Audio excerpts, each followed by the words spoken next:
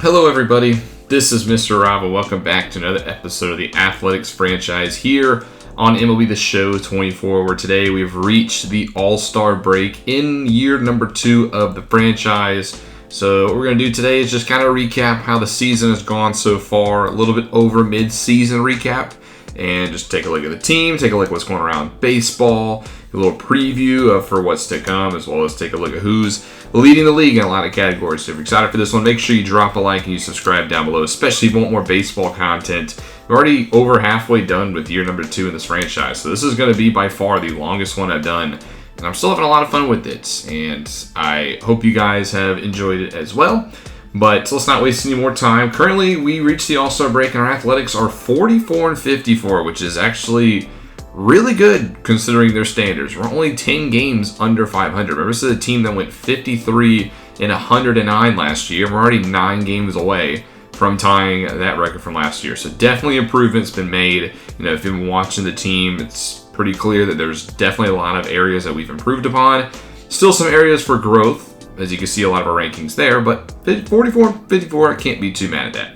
Our AAA team, for some reason, is still not doing very good despite some talent down there. They're 40-53, and then the AA Midland Rockhounds just started their second half of the season. They're out to a nice 13-5 start. We'll go ahead, though, and take a look at the standings around the league. Also, if you want to be more up-to-date, probably should have said at the beginning of the episode, with the series, I have a Google document linked in the description of every single A's video that's usually very up-to-date with how the standings really are in my series. So if you're ever curious to see what the rest of the league's doing, please check out that Google form. It might be like an episode, maybe 2 max behind sometimes, just because I do record ahead of time. But overall, it's a very good way to keep in touch with the rest of the league. But let's just go ahead and take a look at the standings. Starting off in the AL East, the Blue Jays lead the way out there. They're, I think, the best team still in the American League, 59-38, followed by the Rays, who are 4.5 behind them. And then you have the Yankees at 50-46, the Red Sox 46-52, and the Orioles, who are kind of disappointing this year, at 45-51.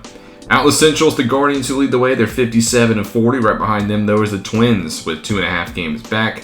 The Royals 42-55, and then the White Sox 38-59, and the rebuilding Tigers at 38-60. Our division is the Rangers, who lead the way 54-42, but them and the Astros have been just kind of trading the division lead so far, as they're 52-44. The Angels are putting together a pretty solid season, 2 games above 500 for them, with only 5 games back, so it looks like they might be buyers at this deadline. So it doesn't seem like Mike Trout's going to be on the move just yet. And then us at 44-54, and the Mariners are actually behind us. We're not the worst team in the division at 40-56. Your wild cards right now are the Twins, the Rays, and the Astros. Yankees 2 games, Angels 3. We're 9, so we're still technically in the hunt.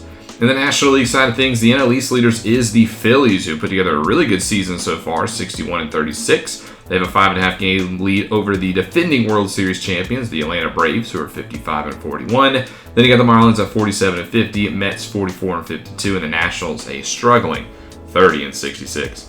In the Central, the Cardinals lead the way at 59-39, a good season for the Redbirds. They have a 4-game lead over the Reds, who are 55-43, and then it's just kind of a 2-team race because you got the Pirates 3 games under 500 at 47-50, the Cubs, who are 42-56, and then also 17 games back, the 41-55 Brewers. Lastly, in the National League West, the Dodgers, the best team in baseball by far, 70-29, an incredible record. They have a 13-game lead over the Diamondbacks, who are also a really good team, at 56-41. Giants at 47-50, the Padres 44-53, and then arguably the worst team in baseball, the Rockies, at 33-64. Your wild card, it's a very stacked half up here in the Diamondbacks, Braves, and Reds, and it's really just those 3 as everybody else is under 500.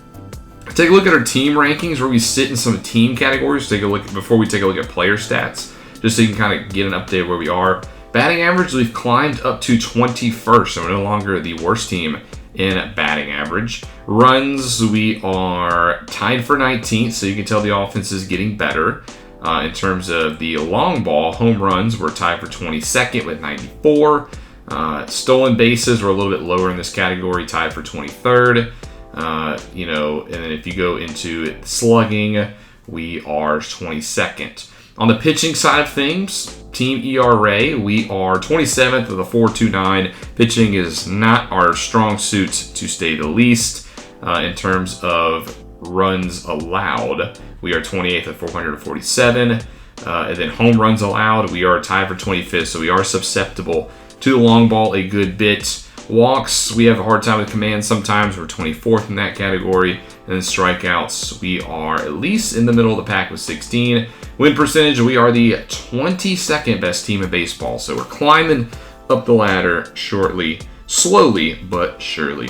This is where we'll spend most of our time. We'll be taking a look at the player stats. We'll start off with the pitchers and just kind of go through starting pitchers, relief pitchers, and then the closers. Obviously, some of these positions are interchangeable just based off the lineups and stuff. But if you start off by starting pitchers and you categorize it by ERA, our best starting pitcher by far has been Paul Blackburn. I feel like we don't talk about him a lot. I feel like we haven't seen him play a ton this season, but Blackburn has been really good for us. Unfortunately, he's only 4-5 compared to 8-20 last year. My goodness, he was bad. But that ERA is way down. Look at that, 2.98 ERA. It's almost a whole 2 points lower than what it was last year. A 1.21 WHIP.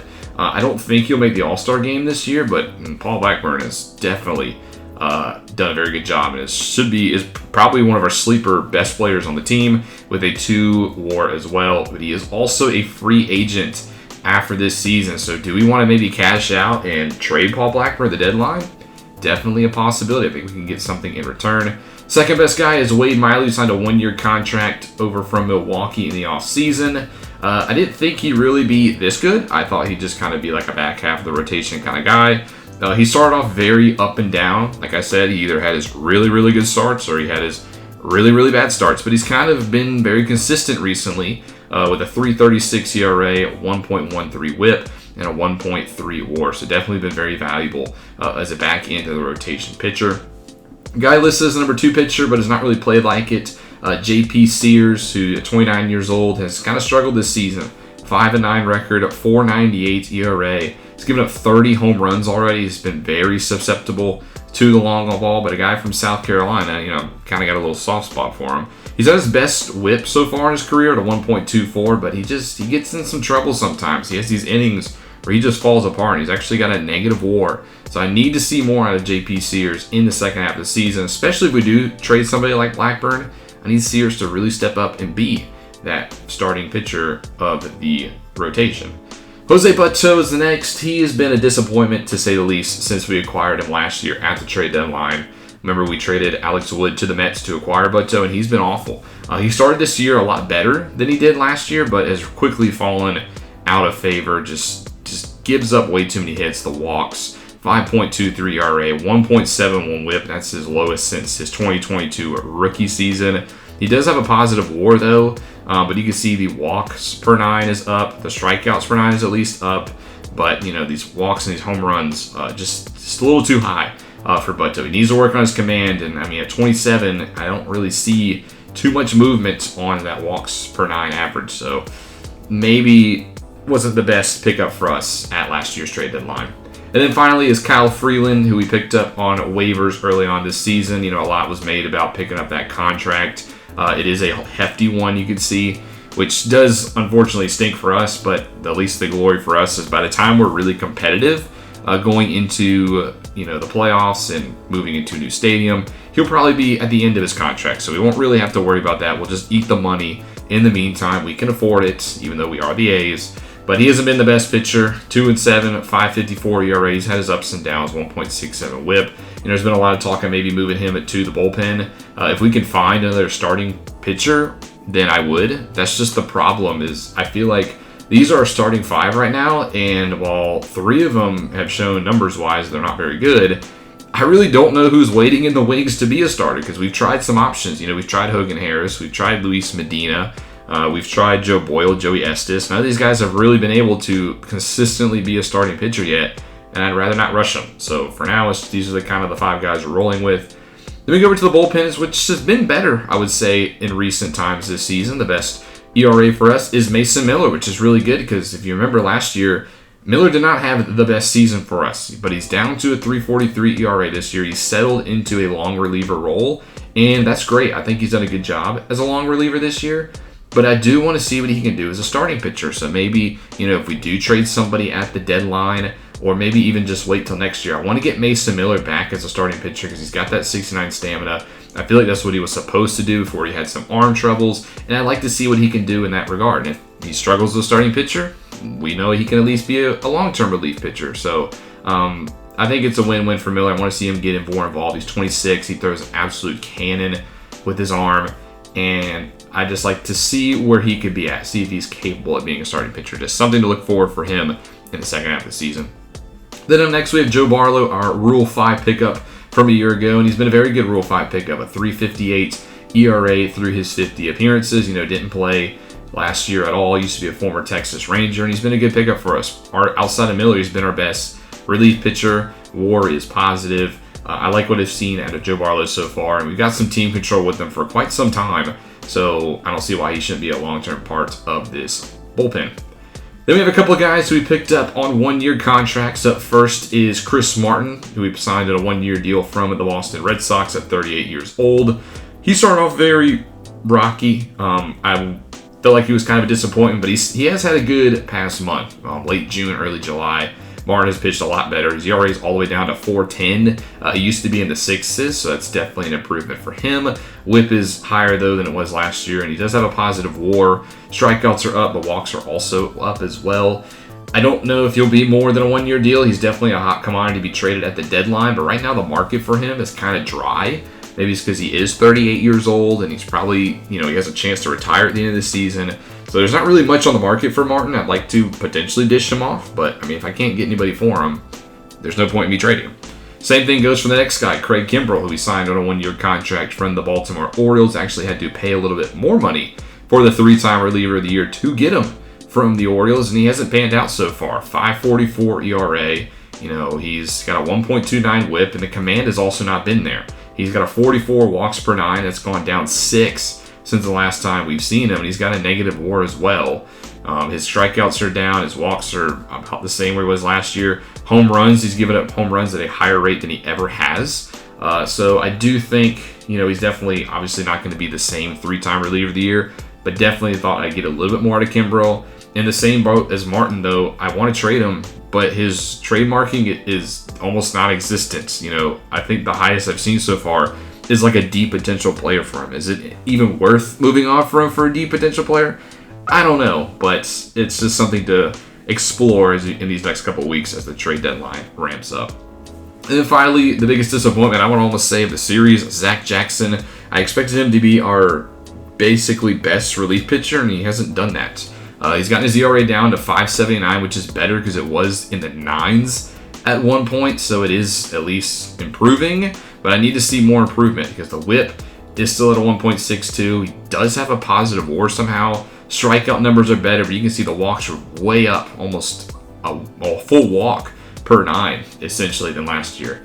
I do feel like I've seen some upside from Jackson. You can see his overall is still improving at the age of 30, but I need to see a little bit more. I need to see this consistently play out for the latter part of the season. Otherwise, he could be a guy that we just cut the rope on. Got 3 people listed at closing pitchers. We'll start with the 2 that are not closers first. We'll start off with Tony Santillan. He's one of the newer additions of this team. A former Cincinnati Red who was Rule 5 picked up by the Royals last year. Then they put him on waivers this year. And we decided to pick him up off waivers, and I feel like he's done a pretty decent job. We haven't seen a ton of him. He's only pitched 27 1/3 innings, but he's had 15 holds already. His ERA is only a 3.29, a .88 WHIP, by far and away his best WHIP in his career. He's a positive WAR player. He's striking out a lot of batters, not walking a ton. I feel like Santillan's been a very good setup man. I want to see that continue in the future, and potentially maybe even could be our closer of the future. Another guy in that same boat is Lucas Erceg, who was our closer last year, if you remember. He started the season, the first week of the team with us, but I wanted to see him get some more reps at AAA, continue to be that closer, because I do think he could be a viable closer for us. He closed 28 games last year, only blew 5, and he could be the closer relatively soon, which we'll touch on in just a minute. But we've seen him a lot more recently. 9 innings pitched. He's only given up 1 earned run in that stint, which is a 1 ERA and a 1 WHIP, and he's already at a positive WAR with a .1. So he's been very good. Unfortunately, it is a smaller sample size, and his walks are higher. than they were last season. Home runs is a little bit down, but still only 9 innings pitched. Hasn't been a ton of sort of data for him this season, but the data we have got has been good. And then finally, our guy who's our closing pitcher this year, John Brebbia, who we signed on a 1-year contract as well from the Chicago White Sox, and I feel like he's been a very good closer for us. He's saved 24 games. It's really been his first chance at a closer. He has blown 4 though, but I think he's been very good for us. I think he's been a good closer, which means he's another guy we could potentially move at the deadline. If there's a team that needs a closer, I would not be opposed to moving John Brebbia. Just hopefully there is a market for him. ERA's at 2.70, whips at 1.1. You know, his walks are way down, which is good. He's giving up home runs, though, at a little bit of a high rate that you expect out of a closer, which we've seen. He's given up some monster shots in these multi-run leads, which is good. But he's been a good closer. I mean, if we stick with him for the rest of the year, I would not be, mad about that. Move on to the position players now. We'll go over to catcher, and I feel like if we're going to start a catcher, we got to start at Tyler Soderstrom. He hasn't been named to it yet, but I would have to assume, is going to be our all-star representative this year. I mean, this man is having a sensational season.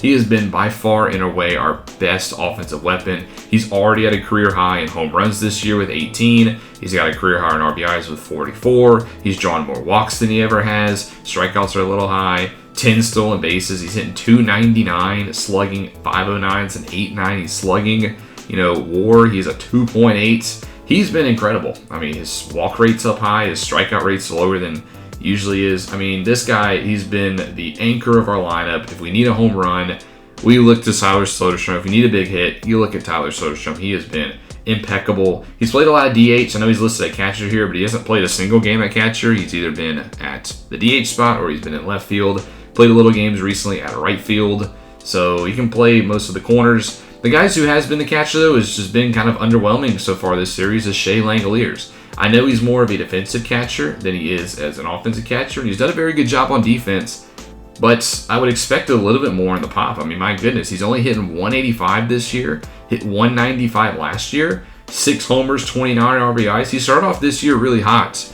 He was essentially this year's Brent Rooker. Started off in April on fire, and then ever since April has ended, has been non-existent. He is towards the bottom of the lineup. His overall is now going down. He's still a B potential, but at 27 years old, is he ever going to reach that? I don't know. OPS is at his career low. His WAR is in the negatives by a lot. I don't think I'm ever going to send Shea Langoliers down, but I mean, if he keeps this up, Soderstrom could be the catcher of the future. And maybe we have to cut ties with Shea Langoliers. But that's long term. I'm not giving up on him anytime soon. Other catcher we have is Carlos Perez, who's kind of been a backup. He's only appeared in 12 games. He's 34. I don't see him really being on the team past this season. He probably retires, honestly. He's just kind of a holdover third catcher in case we need one in a sort of emergency situation, considering Langoliers and Soderstrom both play in the everyday lineup. First baseman, the only guy we have listed is Ryan Noda, who's been very good this season, which is a good surprise because I expected him to be more of a bat last year, and he kind of disappointed, hitting only 244. He has missed some time this year with an injury from time to time, a couple of minor ones, but he's already hit a lot of career highs. He's got 20 doubles already. That's 2 shy of his career high. Tied his career high already in home runs with 62. He's got 42 RBIs, and he's hitting 268. 497 slugging, 848 OPS, so his OPS is way higher than he usually is. I thought he'd be the bat for this team to kind of anchor. It took a year, but it seems like he's got to that point. He's a positive WAR player by far. He's striking out way less than usual, which is, good to see considering he was in the race for most strikeouts last year, him and his teammate Brent Rooker. Drawing less walks though, but he's been better this year. ISO power is up by a full 100 points. Noda's been a very good bat for this team. At second base, our all-star from last year, Zach Geloff, who started this season off really slow, but has seemed to kind of find his groove. He's only 25. He's our highest rated overall position player. He's a cornerstone of this future. Don't see him going anywhere. 10 home runs, 45 RBIs already, hitting 255. That's more they did in his all-star season last year. 765 OPS, that's better. He's got a WAR of 1.9. He is just been a very good player for us, good defender as well. A definite young man of the future. Go over to third base. We have Gio Urshela, who he signed on a 1-year contract from Detroit, and he's been the basically leadoff hitter for the entire season. I love what we've got out of Gio. He was the one position player this past all season where I was like, I got to go out and I got to sign Gio Urshela, and he's done a good job. He's been a journeyman his whole career, as you can see. He played for Cleveland, then he played for Toronto for a season. He was in New York, 1 season in Minnesota, 1 season in LA, 1 season in Detroit, and honestly, it might be less than a season here with the Athletics. He is a prime trade deadline option. 33 years old, he's not getting any younger, and he's playing very good ball. 289 average, 8 homers, 38 RBIs. He is a positive WAR player. He's done a very good job, I would say, so far. And we've got some young third basemen. His stock is at his all-time high it's going to be, so I think we try to move on from Gio Urshela, which stinks because I've enjoyed having him. But I do think his time as an A is winding down because he does have 2 good guys hitting behind him. Jordan Diaz, who's been an offensive guy for us, kind of a liability on defense, but the past couple of seasons he's proven that he can hit the ball. Only played in 14 games this year, but he's got a 327 average. He's hit 2 home runs. OPS is at 869. I want to see him get more involved. And then, of course, our top prospect, who we recently just called up, Jacob Wilson, is finally here at the Major League level. He's hitting 227 through 5 games. Still waiting for that first ever home run. But I think these two have the third base spot locked down for a good bit of time. So I feel okay moving Gio Urshela this year while we have him. Over at short, we got 4 guys listed. We'll start with Nick Allen, considering he's played the most games.